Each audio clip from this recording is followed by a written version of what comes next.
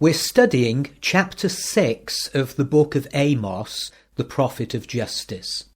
He begins by delivering a great broadside to the self-satisfied and self-pleasing people in both kingdoms, Israel and Judah.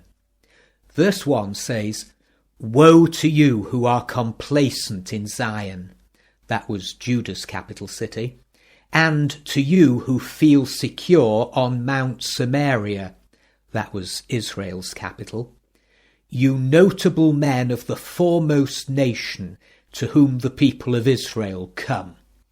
Pride had really got a hold on these people, and their overweening arrogance angered God, who resists the proud but gives grace to the humble. The Message paraphrase starts the chapter this way: "Woe to you who think you live on Easy Street in Zion, who think Mount Samaria is the good life. You assume you're at the top of the heap, voted number 1 best place to live. Well, wake up and look around." Amos insists that there's really nothing to choose between pagan cities such as Calneh and Hamath, both in northern Syria, or the Philistine city of Gath, compared with Israel, now she's forsaken her special relationship with Yahweh due to her practice of disobedience. You'll remember that in chapter 1, verses 3 to 8, Syria and Philistia had already been condemned, and now God's judgment, like the sword of Damocles, was hanging over Israel. Surely catastrophe was just around the corner. Amos spells out the problem of their careless, godless lifestyle in verse 3. "You put off the evil day and bring near a reign of terror.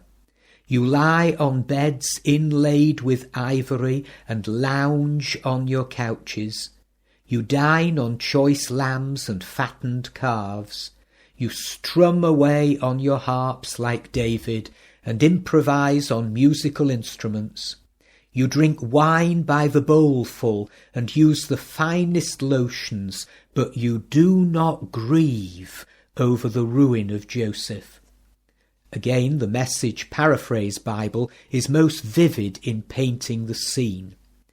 Woe to those who live only for today, indifferent to the fate of others. Woe to the playboys, the playgirls, who think life is a party held just for them. Woe to those addicted to feeling good, life without pain, those obsessed with looking good, life without wrinkles. They could not care less about the country going to ruin.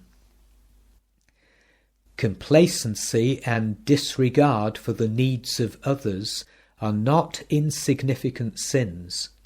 There's a crucial scripture in Zephaniah chapter 1 verse 12 that makes the same point. "At that time I will search Jerusalem with lamps and punish those who are complacent, who are like wine left on its dregs, who think the Lord will do nothing, either good or bad." What shocks Amos about the complacent Israelites is that they do not grieve over the ruin of Joseph. There is an ungodly self-concern which progressively blinds them to the state of their decadent nation, or the ruin of Joseph. You recall that Joseph was the teenage lad who wailed his heart out in a deep pit while his brothers sat down to eat. God's verdict on such heartless unconcern for other people is announced in verse 7.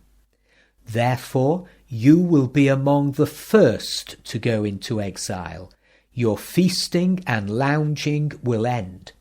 Suddenly, the pleasure-seeking aristocrats of Israel will discover the party's over.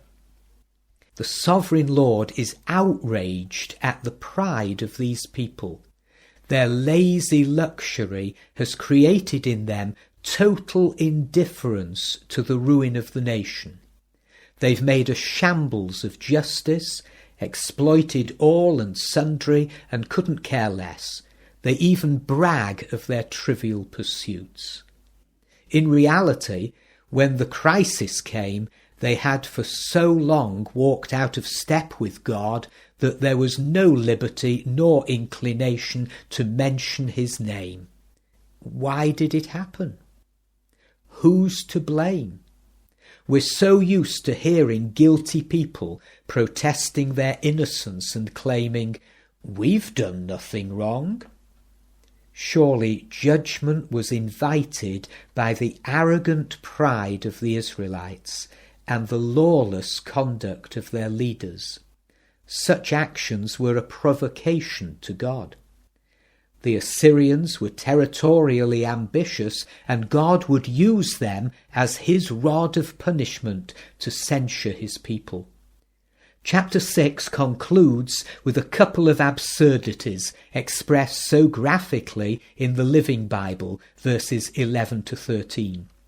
"For the Lord commanded this, that homes both great and small should be smashed to pieces.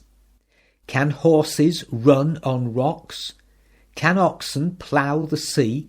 Stupid even to ask, but no more stupid than what you do when you make a mockery of justice and corrupt and sour all that should be good and right.